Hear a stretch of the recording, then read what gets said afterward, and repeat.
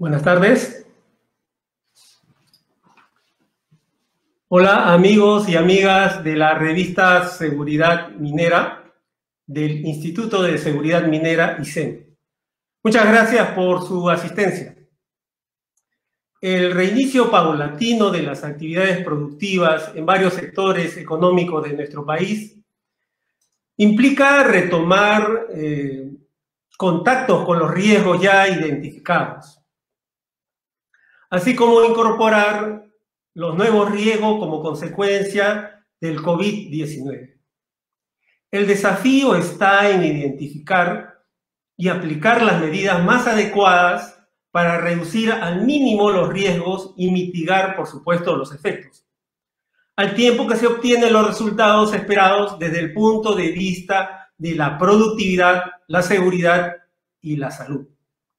Por eso hemos visto la necesidad de abordar en este webinar la problemática de la gestión de riesgo y el reinicio de operaciones.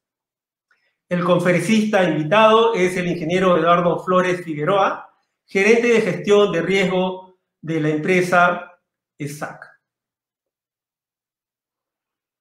Eduardo. Sí, buenos días, Marco. Muchas gracias por la invitación.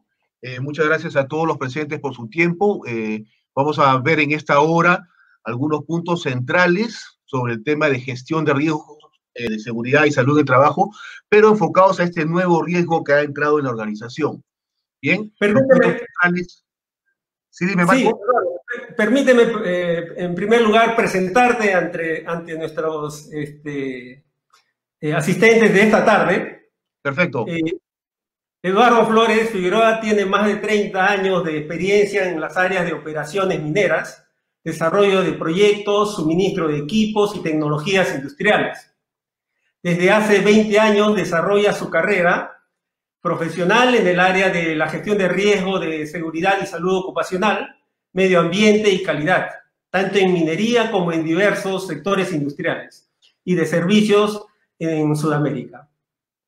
Les recordamos que este webinar gratuito está auspiciado por las empresas GMS Consulting, Ophthalmic Center y Casten, expertos en sostenimiento. Eduardo, por favor, la presentación es tuya. Gracias, Marco. Muy bien, vamos a ver el tema de hoy dividido en estas etapas. Primero vamos a ver las fases de esta crisis, cómo nos está impactando gradualmente a todas las organizaciones y a todas las áreas de la comunidad.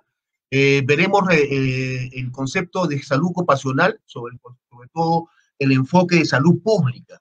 Bien, lo que estamos viviendo es una crisis de salud pública que impacta en todas las áreas de nuestra vida, no solamente en el área laboral, que es en el que estamos nosotros, sino en todos los aspectos, en todos los servicios, en todas las organizaciones.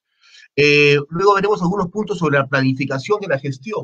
Este nuevo riesgo ha ingresado y tenemos que meterlo en nuestro sistema de una manera organizada, ¿no? Para eso tenemos sistemas de gestión que trabajan bajo un concepto de mejora continua, de planificar, implementar y medirse continuamente. Revisaremos algunas de las mejores prácticas que se están llevando en este momento bajo el concepto de conocimiento científico, ¿bien? Ustedes han vivido muchos eventos en el cual se habla de soluciones que no tienen un sustento científico. Entonces nosotros como gestores de riesgos y el rol nuestro ahora potenciado por esta coyuntura tiene que llevarnos siempre a tomar decisiones basadas en conceptos científicos. Veremos un poco sobre cómo se han desarrollado a nivel del Estado los protocolos sectoriales y cómo se están aplicando en cada una de nuestras organizaciones. Y finalmente les dejaré algunas recomendaciones que he captado de varios líderes de opinión con respecto a cómo manejar esta situación de una manera eficiente. Bien, un tema con el que quiero iniciar es el concepto incertidumbre, ¿no? Si me piden definir qué es, cómo nos ha impactado esta situación COVID, la palabra central que yo diría es el concepto incertidumbre. No sabemos bien cómo manejarlo, no sabemos cuánto va a durar, si va a haber una vacuna, algunos dicen que ya se está preparando la vacuna, otros dicen que no va a haberla hasta el año 2021. Después el impacto que tiene no solamente en la empresa, sino en nuestro día a día. Si tengo parientes con factores de riesgo que pueden ser impactados seriamente, si la empresa donde trabajo va a poder sobrevivir, qué tipo de EPP, se han discutido semanas, si usar mascarillas, qué tipo de guantes usarlos o no, una gran cantidad de preguntas. Lo que nos ha traído el COVID más que todo ha sido preguntas y recién estamos buscando respuestas. Entonces, el concepto de incertidumbre, ¿por qué lo resalto? Porque para los que manejamos gestión de riesgos, el concepto de incertidumbre ya está bien claro en el modelo ISO 45000, precisamente de gestión de riesgos. Y que manifiesta como definición que el riesgo es un efecto de la incertidumbre. ¿Incertidumbre en dónde? En el estado de deficiencia de información para poder comprender un evento. Y eso es básicamente el momento en que nos encontramos. Tenemos una deficiencia de información con respecto a la probabilidad y a la severidad de este evento, que nos hace remarcar el concepto de incertidumbre como efecto, como efecto del riesgo, ¿no? El premio Nobel Robert Shiller manifiesta hace unas semanas en una entrevista que no estamos viviendo una sola pandemia, estamos viviendo dos pandemias. Una pandemia de salud pública, que es el virus, que está impactando seriamente a todos, y un segundo, una pandemia social, es una pandemia generada por la ansiedad que se produce por las consecuencias económicas sociales que genera este virus, ¿no? Lo estamos viviendo día a día. Perú es uno de los países más golpeados a nivel Sudamérica, después de Brasil y México, por ciertas coyunturas y estructuras sociales, y eso nos está impactando a todos. No hay nadie que se escape de esta segunda pandemia creada por el tema de la ansiedad. Este evento Cisne Negro ha sido definido como un evento, perdón, este evento COVID ha sido definido como un evento Cisne Negro. ¿Qué quiere decir el Cisne Negro? Es un evento de gran impacto, inesperado, que pone en riesgo la continuidad no solo de los negocios, sino de la sociedad como una estructura integrada. El anterior evento Cisne Negro en el mundo fue el ataque terrorista de las Torres Gemelas en el año 2001. Bien, ¿y por qué? Porque llevó a una gran cantidad de consecuencias a nivel de interacción entre los países, guerras, invasiones, refuerzo de medidas de security que impactaron a todos. Bien, entonces lo que quiero enfocar mucho es, este es un evento que escapa del ámbito laboral, es un evento masivo en el cual nuestro rol como gestores de riesgos tiene que tener esa visión amplia, no solamente de lo que ocurre en mi empresa, porque el riesgo no está dentro de la empresa, sino el riesgo está entrando por otras puertas, ¿no? Por el lado de la gente que vive en ambientes a veces insalubres, hacinados, que se transporta en un sistema de transporte igual insalubre y que llega a nuestras oficinas o nuestros centros de trabajo posiblemente como portadores, en algunos casos asintomáticos. Entonces, después de muchos años, el rol de la gestión de riesgos está, podríamos decir, en el escenario central, ¿bien? Los gestores de riesgos siempre hemos estado trabajando dentro de la organización, colaborando con la gestión operativa, con la alta gerencia para un correcto manejo de seguridad y salud, pero ahora el reflector nos está apuntando directamente, ¿bien? Por lo tanto, nuestro rol tiene que ser ahora primordial, un rol de liderazgo, de ordenar a la organización bajo un modelo sistemático, no caer en el desorden y la desesperación, brindar soluciones como consultores internos que somos, soluciones eficientes que manejen correctamente los recursos de la organización. Recuerden esa palabra, recursos. Hoy día nos va a faltar recursos. Estamos en una crisis de gran impacto económico. Ya ustedes están viendo las cifras de reducción de PBI que estamos viviendo en el Perú son muy serias y probablemente continúe esta tendencia en los próximos meses. Por lo tanto, recursos van a faltar y los pocos que hayan tenemos que usarlos muy eficientemente. Y otro punto importante, como gestores tenemos que manejar el concepto cambio. Ustedes saben que día a día, ya lo hemos vivido con las decisiones del gobierno, las cosas están cambiando, ¿no? No hay nada fijo en esta crisis. Y esta crisis nos trae mucho recordarnos que nuestra función es revisar permanentemente las medidas, si son eficientes, e ir adaptándolas periódicamente. Ya ustedes saben que dentro de los requisitos del plan de vigilancia y protección y prevención es la revisión mensual. Claro, es obvio, ¿no? Van a cambiar los escenarios, van a surgir nuevos que no estaban identificados y por lo tanto nuestra gestión tiene que estar muy alineada con el concepto de gestión del riesgo. Les voy a presentar un par de cuadros del año 2018, son cuadros del Banco Mundial, en el cual se analizaban los 10 riesgos más importantes, los 10 riesgos prioritarios a nivel mundial, ¿bien? Que estaban clasificados por probabilidad, el cuadro de la derecha, por impacto, el cuadro de la izquierda, perdón, de la derecha es probabilidad, de la izquierda probabilidad y de la derecha impacto, disculpen. Y si ustedes ven los primeros 10, no figura para nada un evento como el que estamos viviendo hoy. El evento de pandemia estaba en el lugar 23 dentro del ranking, ¿bien? Y eso lo podemos ver en el siguiente cuadro. Si ven ustedes, el evento número 1 de probabilidad era cambios climáticos extremos, ¿bien? Esos eran los riesgos a nivel mundial. Y en el evento número 1 de impacto era el uso de armas de destrucción masiva.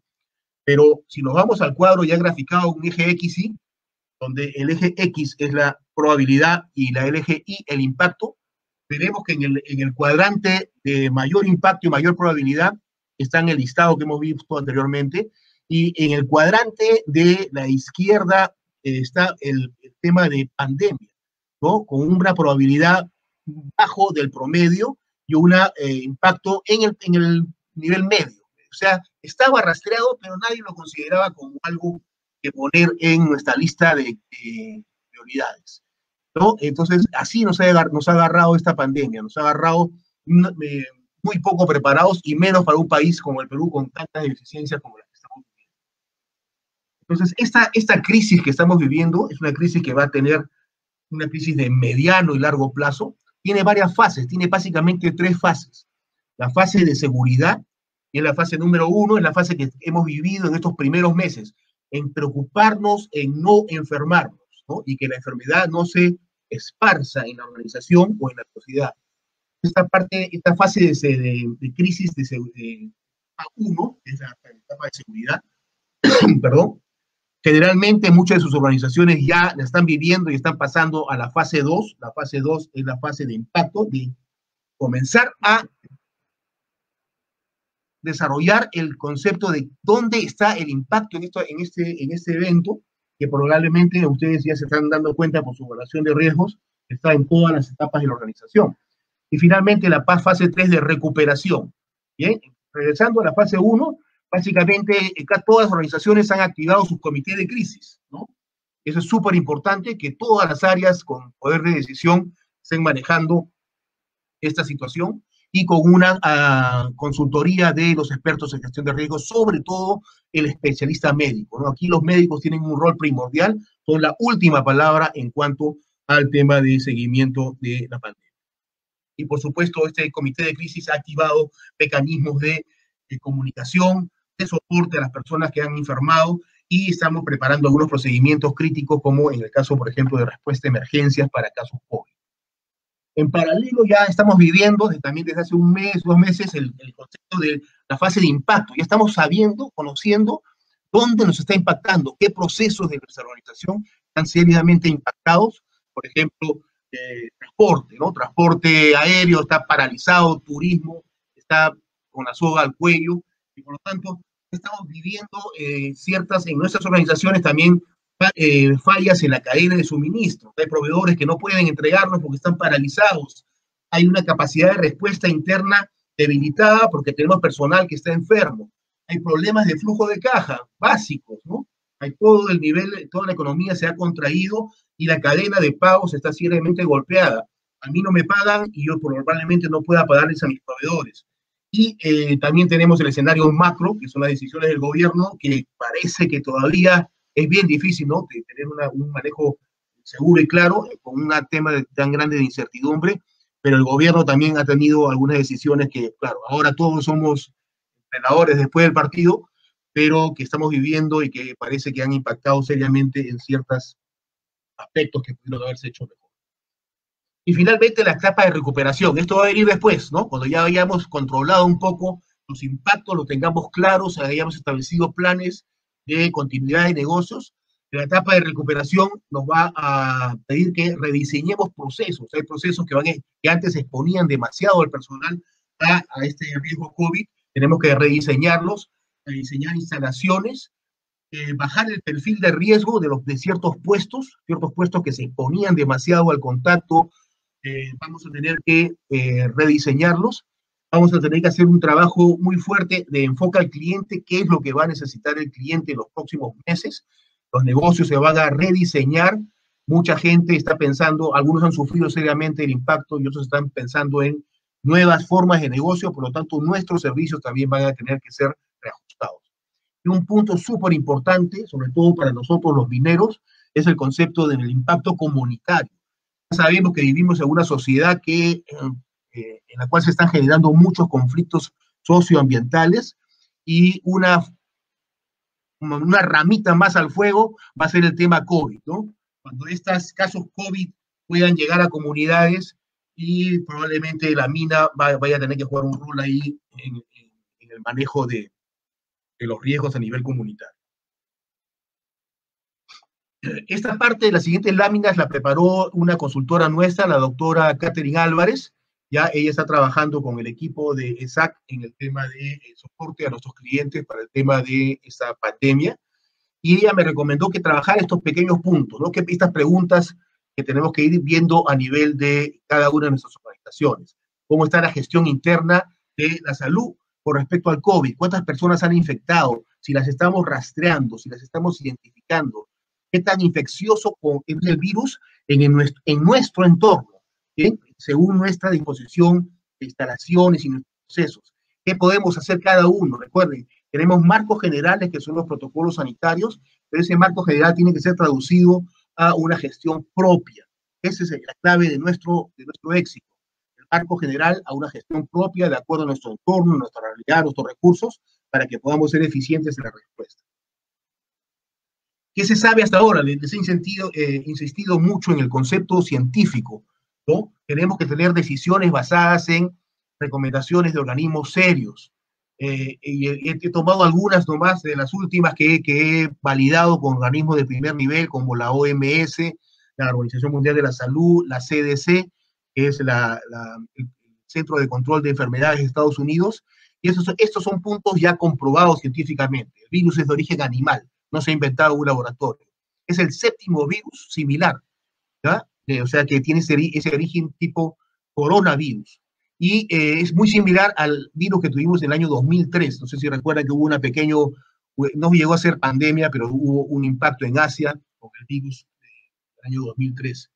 El genoma ya está estudiado, lo estudió este Instituto Wuhan, que después fue cerrado por el gobierno chino porque esparció demasiada información. Bien, la base del estudio para los 120 grupos de laboratorios y universidades que están desarrollando vacunas es este estudio del genoma. Y muchos de estos virus están teniendo ya mutaciones, y esas mutaciones permiten rastrear cuál es el origen de esta cadena de contagio. El virus es muy eficiente en el concepto de propagación e impacto. Se propaga muy rápido y tiene un impacto también bien focalizado, sobre todo en personas con movilidades existentes, ¿no? Un punto súper claro que tenemos que tener va a ser bien difícil controlarlo porque hay una propagación silenciosa, lo que llamamos los asintomáticos. En algunos casos está bordeando el 50%. La mitad de las personas tiene el virus, pero no desarrolla síntomas. Por lo tanto, siguen caminando, siguen entrando y saliendo y son los principales vectores de contagio. El virus ya se sabe cómo entra al cuerpo. Antes se pensaba que era solamente al pulmón. Entra al cuerpo por los receptores AC2, que están localizados en muchos órganos. En el sentido del olfato, en el riñón, en los intestinos, ABC.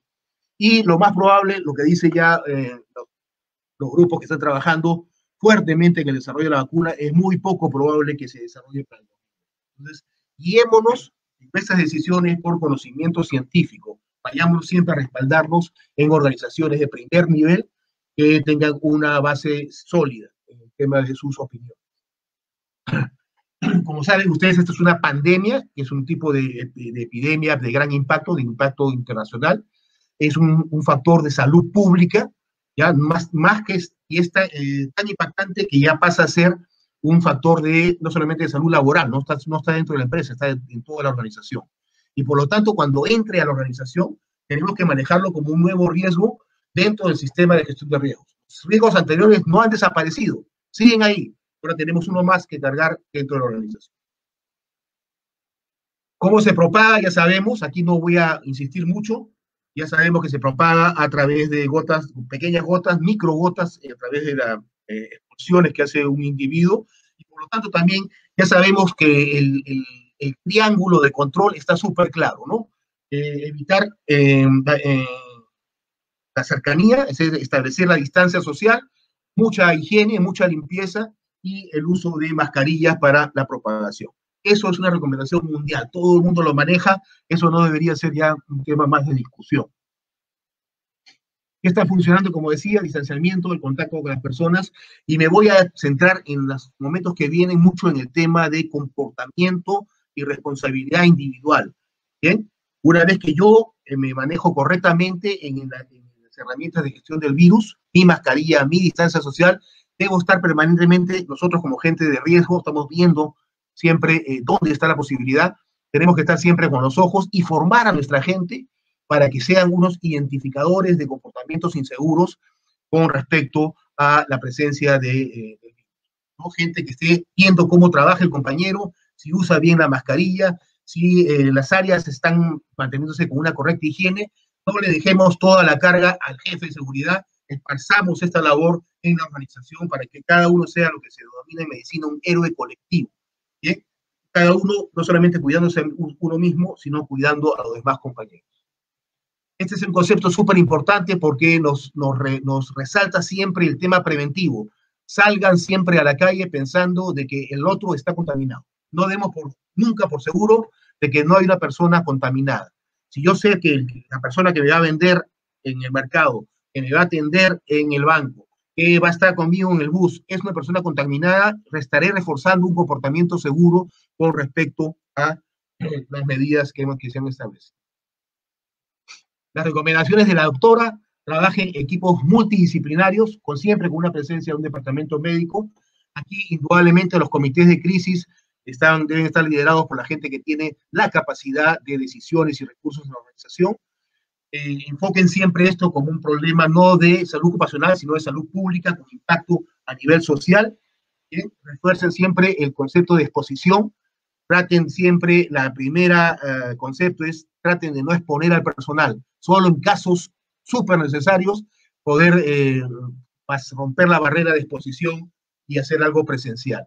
Reconecten información, recuerden, el proceso de investigación de incidentes va a ser importante. Cuando tengan incidentes de presencia COVID, traten de rastrearlos, dónde pudo haber ocurrido. Va a ser muy difícil definirlo precisamente, pero sí nos va a dar armas para decidir que pudo haber ocurrido en el comedor, pudo haber ocurrido en los vestuarios, y ahí, nuevamente, como saben ustedes, retroalimentar el sistema para tomar acciones correctivas.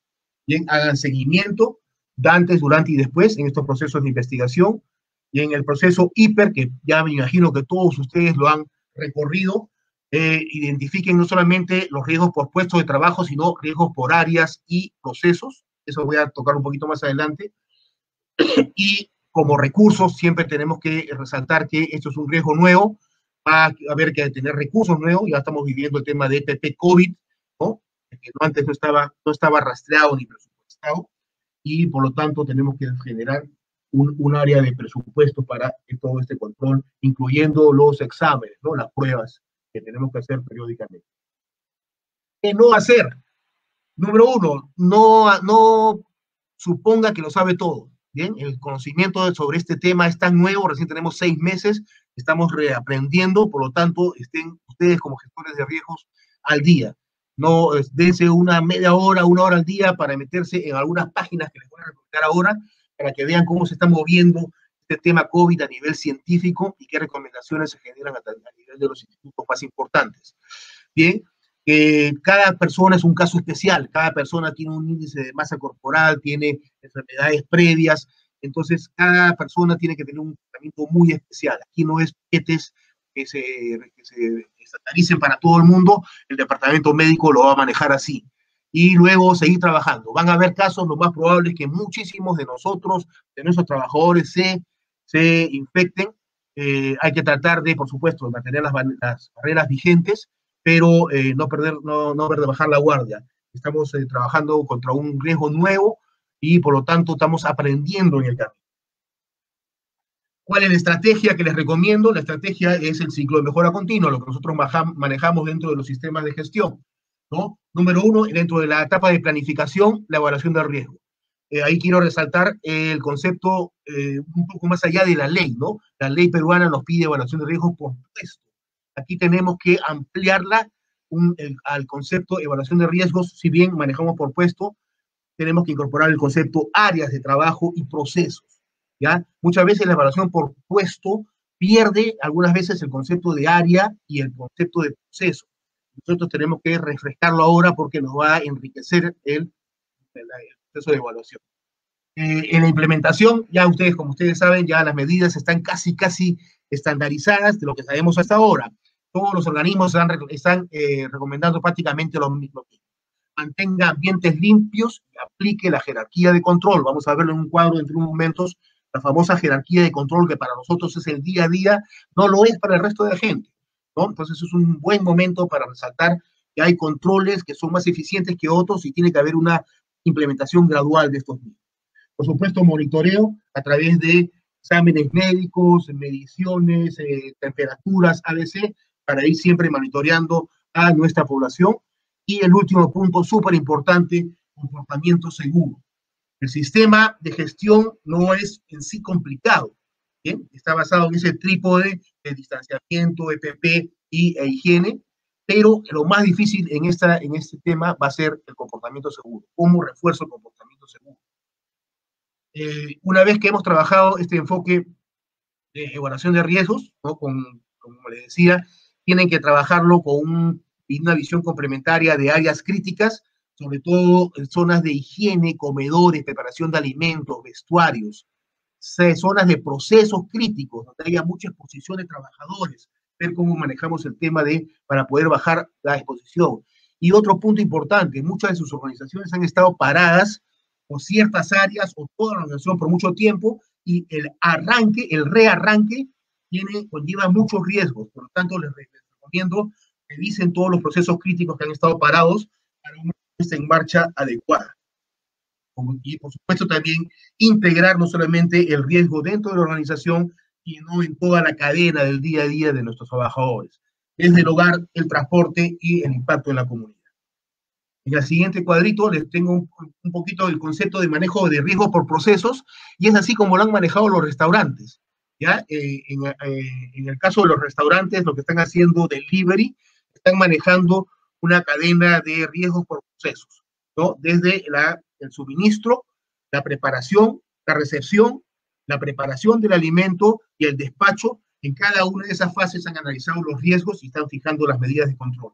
Ese es un buen ejercicio, perdón, que deberemos replicar en la organización, ¿bien? La gestión de riesgos por proceso.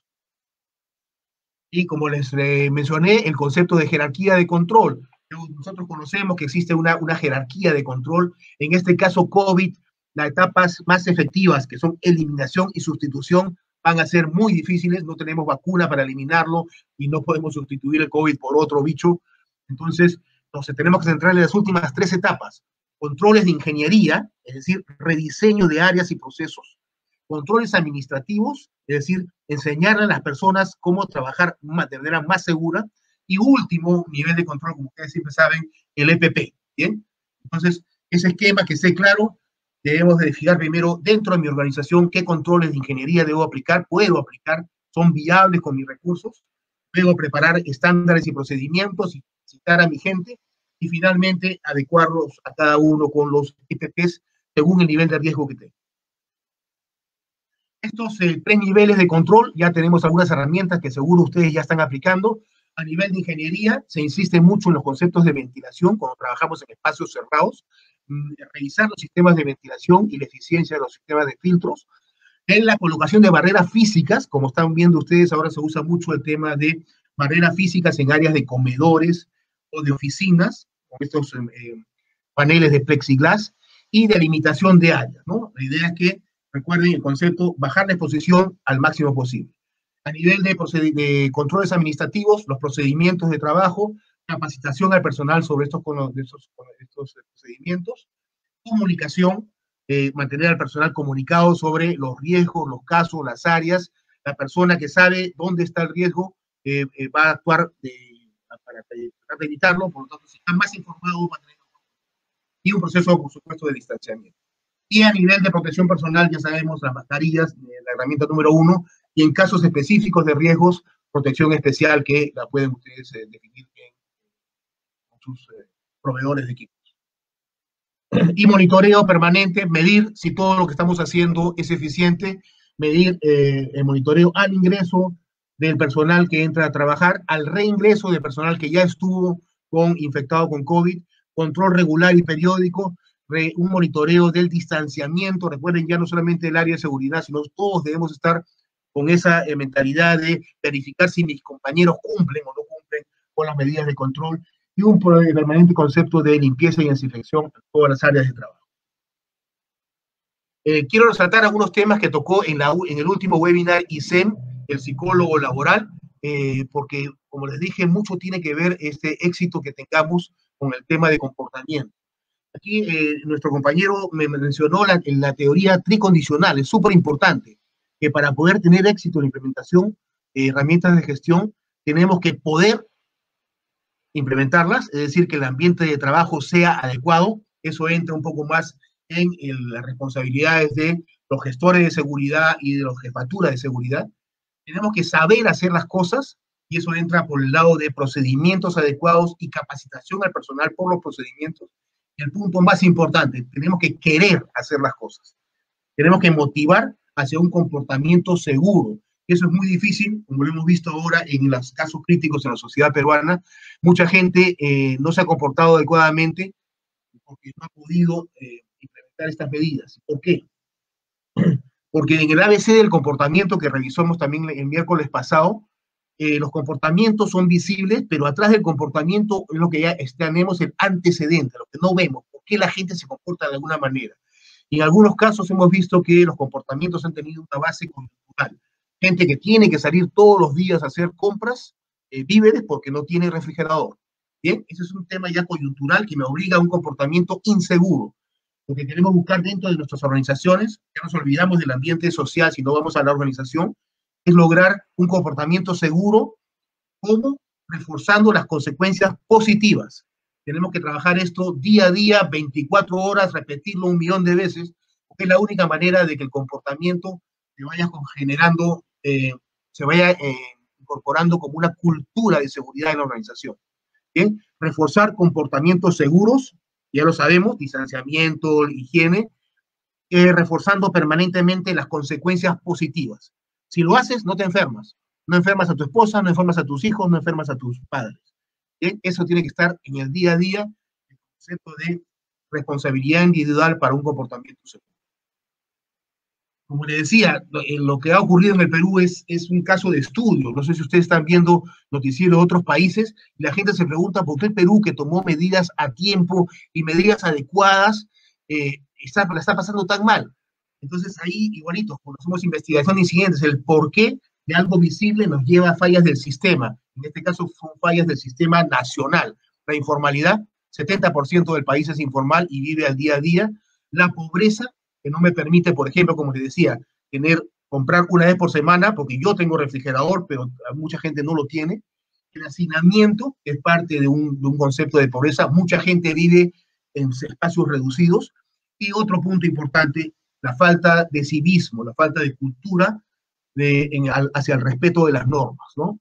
Lo hemos vivido, muchos casos excesivos, pero que conlleva un trabajo a largo plazo, una generación entera de peruanos que comiencen a respetar la ley, ¿no? Es muy diferente el concepto de respeto a la ley en Alemania, en los países nórdicos, en Japón, que en los países latinos, ¿no? Lamentablemente todavía tenemos esas deficiencias.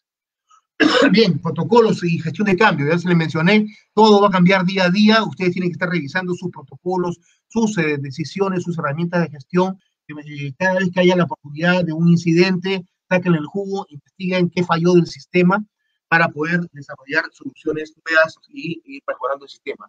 Mejora continua es la base de un sistema de gestión, no podemos olvidarlas en este momento. Bien, Hay que medir a nivel de comité, el comité de seguridad y salud tiene que estar muy activo, olvídense de reuniones una vez por mes, probablemente tengan que tener reuniones una vez por semana para ver estadísticas, casos, qué está fallando y corrección. ¿Bien? Prueba y error es también una herramienta que vamos a tener que usar permanentemente. Respuesta a emergencias, van a haber 1.000.000 de escenarios, imposible tenerlos a todos en un plan de contingencia, pero tenemos que ir aprendiendo en el camino. El riesgo va a estar con nosotros permanentemente, va a entrar a la organización, quieran o no quieran, lamentablemente así es el tema de asintomáticos, y tenemos que estar preparados para esos primeros eventos. Si detecto una persona, ¿cómo lo evacúo? ¿Cómo aíslo la zona? ¿Cómo hago la limpieza y desinfección? Eso tiene que estar muy claro para tener una respuesta rápida y ser eficiente en los controles, en la primera respuesta a estos casos. Investigación de incidentes va a ser difícil porque vamos a tener muchos incidentes, pero traten de darse un tiempo cuando haya un caso COVID, de tratar de rastrear. Nosotros hemos hecho algunos ejemplos en SAC de, en algunos casos, hacer una bitácora de 15 días antes, esta persona, 15 días antes de que se detectara el caso COVID, dónde estuvo, dónde hizo su cuarentena, con quién se relacionó, en qué áreas estuvo, dónde pudo haber estado en impacto, qué medidas hemos fijado ahí.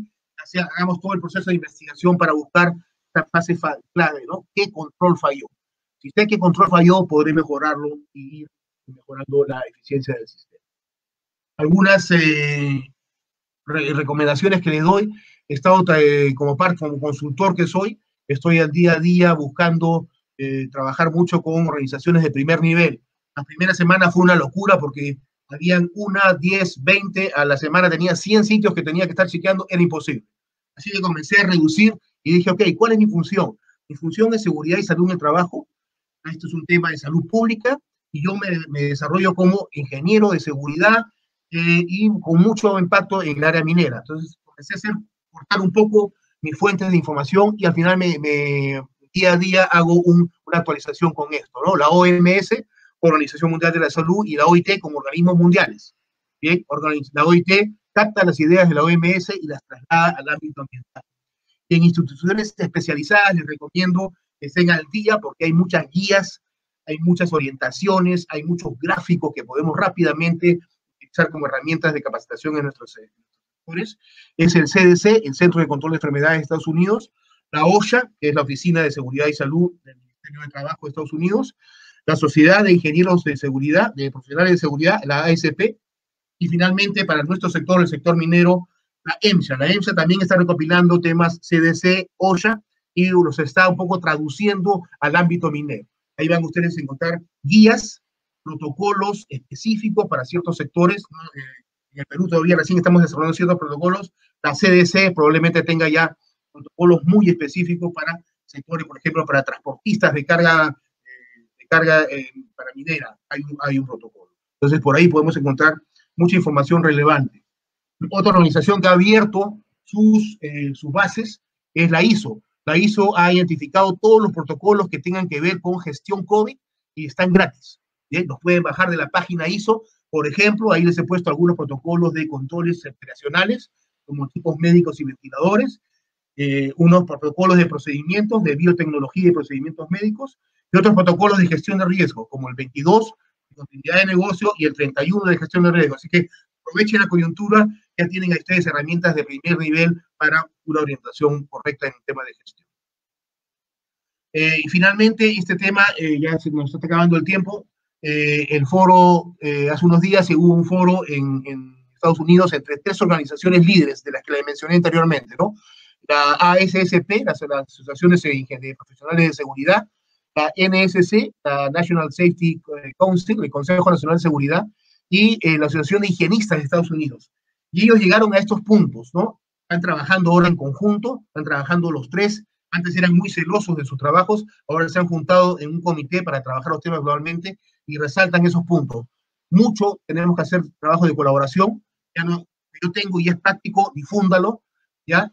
Y evalúe las oportunidades e impactos y trabaje sobre información científica creíble. A nivel de colaboración, como les dije, es un tema de salud pública.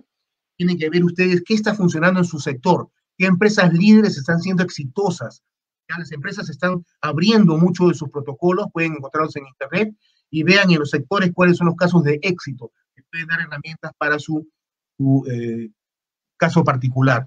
El enfoque tiene que ser integral, recuerden, ya no es una isla la organización, eso es un caso, como decíamos, cisne negro, todo impacta y todo está interrelacionado. Entonces tienen un enfoque integral interno a la organización y el impacto externo que podamos tener, compartan recursos y vayan trabajando con estándares sectoriales consensuados.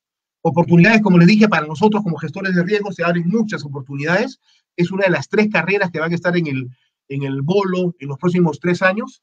Toda la gente de seguridad y salud en el trabajo va a ser prioridad número 1. Va a llevar a cambios culturales, como les decía, el éxito de una gestión COVID está en el comportamiento. Por lo tanto, tenemos que generar cultura de seguridad. Es la gran oportunidad para meter ese factor, que antes era un factor de madurez del sistema, en este momento. Ninguna organización sin cultura de seguridad va a poder sobrevivir el impacto. Enfoque multidisciplinario, siempre con el liderazgo de un especialista médico. Personalizar soluciones, tenemos protocolos ya marcos, llévenlo a su realidad. Es muy diferente una mina tajo abierto en la costa que una mina subterránea en la sierra. Cada uno tiene una realidad diferente e impacto diferente. Y el concepto impacto comunitario. Vean cómo nuestra organización puede tener un impacto negativo o positivo en las comunidades. Recuerden que la minería en el Perú es un caso especial, es un caso de progreso aislado en zonas muy pobres, y por lo tanto nuestro rol ante la deficiencia del Estado es prioritario y no tenemos que ser una carga para las comunidades, sino una solución para las comunidades. Información creíble, le dije, básense siempre en recomendaciones de instituciones serias. Como ingenieros que somos, como gente que maneja data, tenemos que manejar siempre información seria y confiable. Habrá, como le digo, habrá incidentes, pero tenemos que seguir aprendiendo en el camino e ir mejorando los controles en el día a día. De los protocolos sectoriales no voy a hablarles mucho, ustedes ya saben que tienen 7 partes: ambientes limpios, evaluar permanentemente, sensibilización con las personas, ese es el punto que creo que debo resaltar en esta charla, sensibilizar, llegar a la persona, resaltar el comportamiento seguro con consecuencias positivas, ¿bien? Y estas son las 7 capítulos que tienen los protocolos sectoriales y me imagino que ustedes, ya muchos de ustedes están involucrados en el desarrollo y por lo tanto ya los manejan correctamente.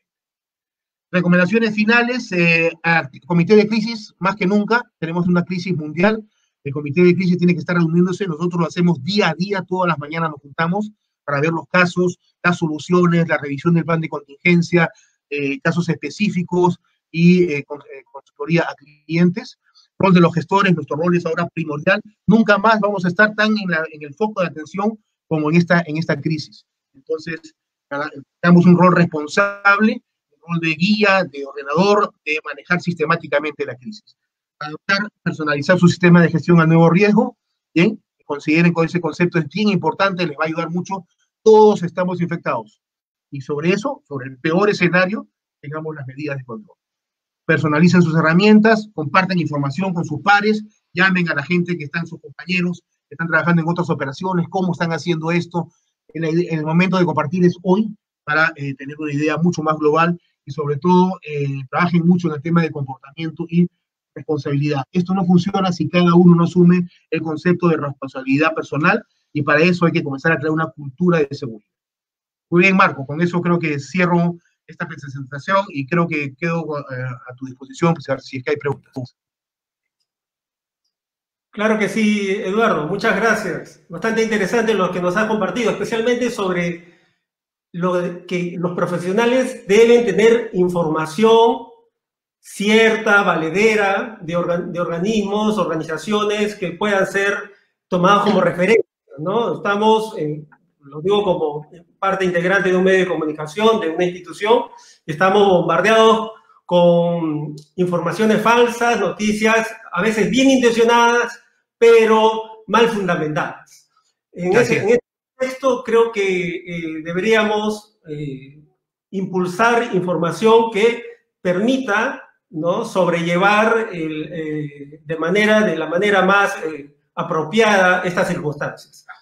Antes de pasar a las preguntas, permíteme saludar a toda la comunidad de profesionales de la prevención, de la seguridad, salud e higiene ocupacional de todo el Perú, que en este momento nos están acompañando. Tenemos aquí un comentario de Zulay Medina. Factor clave del éxito, dice, el comportamiento seguro. Eso sí, en todos los niveles de la organización. ¿Qué comentario te suscita esta participación, Eduardo? Por supuesto, ¿no? Comportamiento seguro entra dentro del concepto cultura de la organización. Y cultura de la organización son las acciones que se comparten de una manera innata. Toma tiempo generar esta cultura. No solamente es para el trabajador. Esto es una visión integral de la organización. El trabajador, el supervisor, el directorio.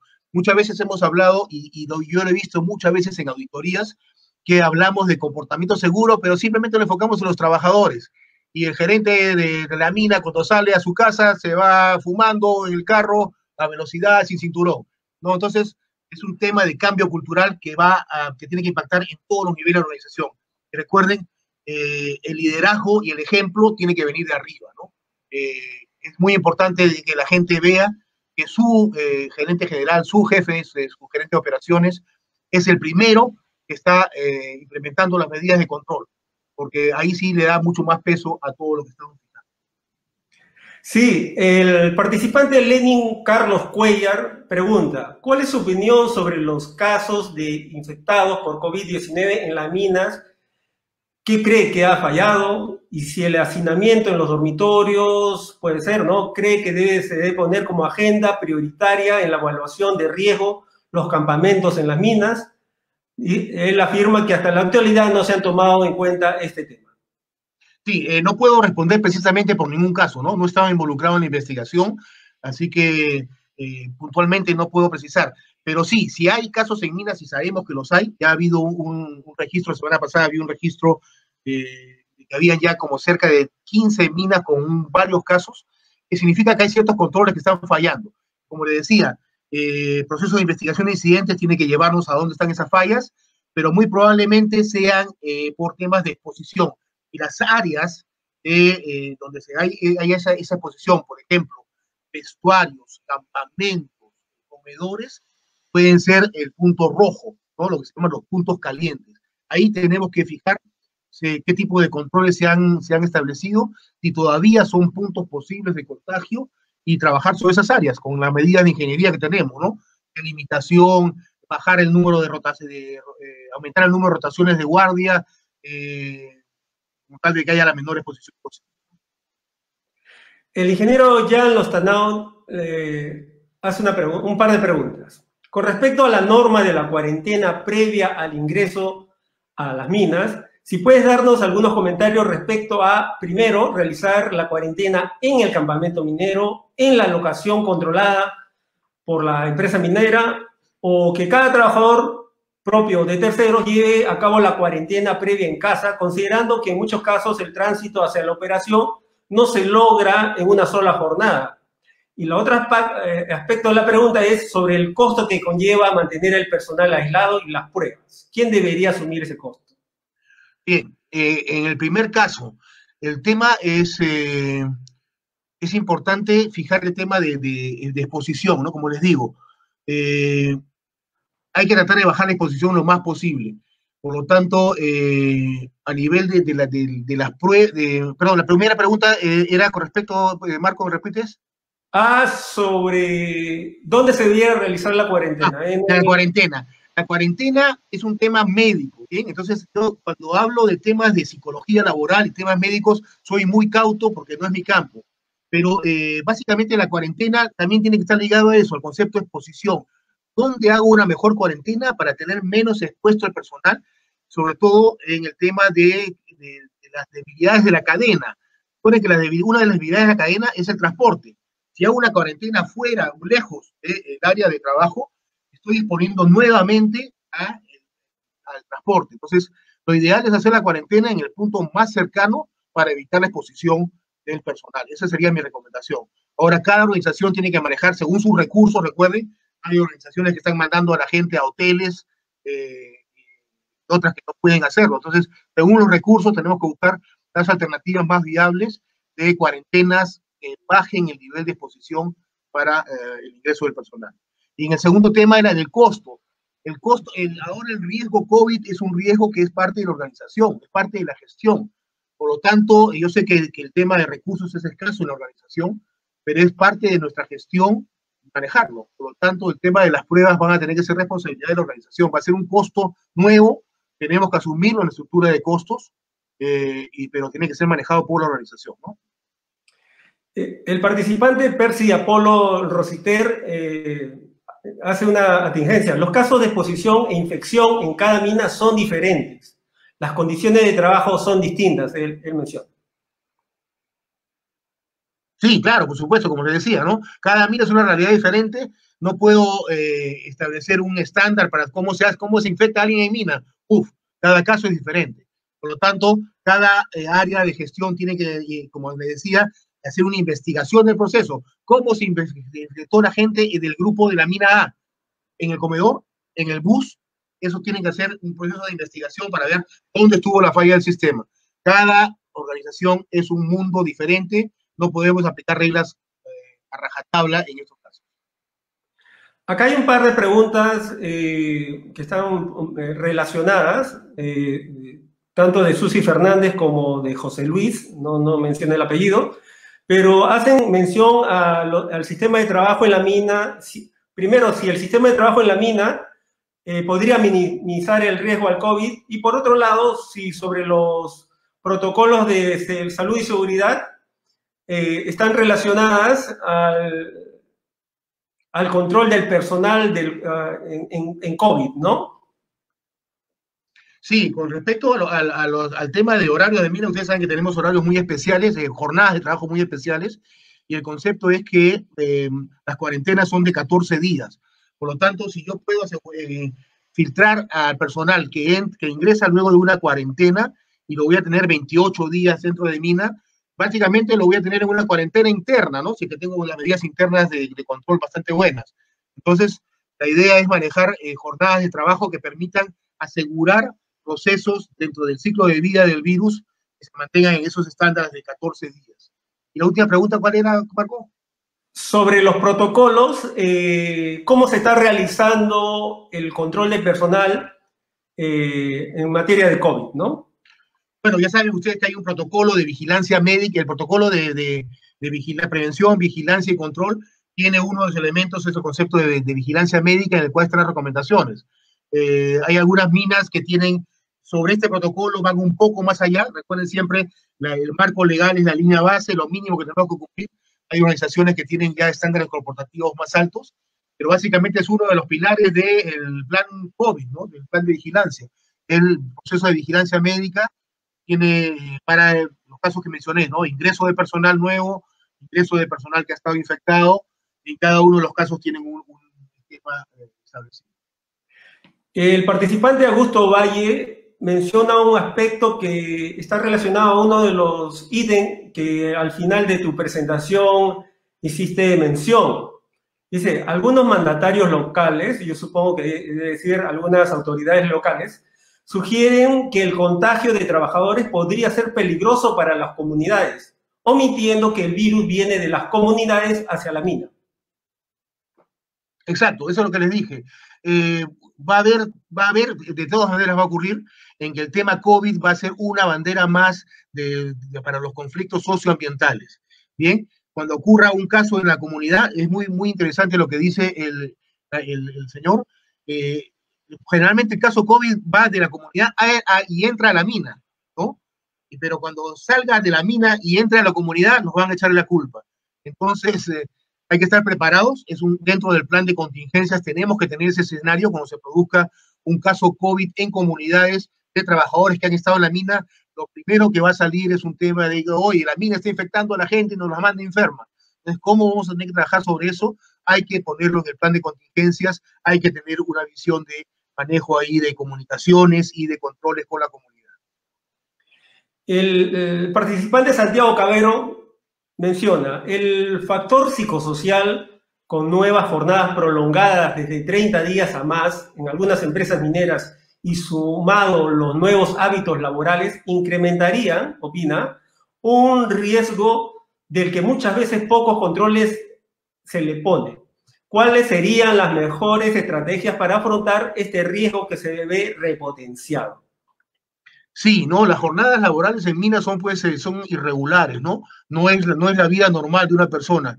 Yo he vivido eso en mis épocas de ingeniero y no es lo recomendable.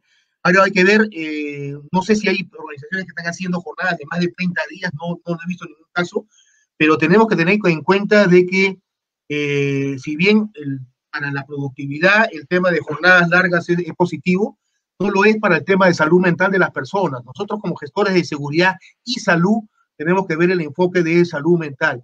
No tenemos que verificar que las jornadas estén adecuadas, que el personal no se sienta expuesto a estos factores psicosociales de jornadas muy prolongadas, lejos de su familia, lejos del contacto con su núcleo familiar, y por lo tanto tenemos que buscar un equilibrio ahí, ¿no? Eso se puede discutir a nivel de los comités de seguridad para que, y a nivel del departamento médico, con ese factor de salud mental, de tratar de lograr el equilibrio entre las jornadas laborales y el descanso del personal. El tiempo, amigos, nos está ganando. Solamente tenemos para una pregunta más. Ya hay varias preguntas, te cuento, Eduardo, en lista. Te invito, Ya, Eduardo, a responderlas en el perfil de la revista, en el perfil de Facebook de la revista Seguridad Minera. perfecto. Eh, Tú me indicas después cómo quedamos con todas las preguntas pendientes. claro, a ver, acá tenemos la última pregunta. Reiner Jorge pregunta, antes de la pandemia se realizaba capacitaciones según el anexo 6 y otros del reglamento, y en su empresa se reunían aproximadamente 60 personas en el aula. Ahora, ¿cómo sugieres que se podría hacer una capacitación alternativa, supongo, no? Mira, ahora obviamente el mundo ha cambiado y en el tema de las capacitaciones es uno de los temas más vigentes. Ahorita la solución son capacitaciones virtuales, ¿sí? Hay que tratar de toda la capacitación que se pueda hacer virtual, manejarla con estas herramientas. Ahora, hay capacitaciones en el cual el factor práctico es indispensable. Entonces, sí se puede hacer capacitaciones prácticas, pero tomando todas las medidas de distanciamiento, ventilación, protección personal que se han fijado como medidas de control. Nosotros como organización en ESAC estamos haciendo mucha capacitación virtual, pero también estamos haciendo capacitación presencial en minas, ¿bien? Siempre manteniendo, como les digo, toda la seguridad en los ambientes de las áreas de capacitación, ventilación adecuada si que son ambientes cerrados, y también toda la protección personal, tanto para el instructor como para la gente que está atendiendo la capacitación, ¿no? Se puede hacer, va a ser más difícil, pero hay que buscar soluciones. Hay capacitaciones que de manera presencial no están completas, por ejemplo, materiales químicos, tareas de alto riesgo, esas son capacitaciones que tienen que tener una práctica, pero que sí se van a poder hacer. Muchas gracias, Eduardo, por tu presentación. Este webinar gratuito ha sido auspiciado por las empresas GMS Consulting, Ophthalmic Center y Castem, expertos en sostenimiento.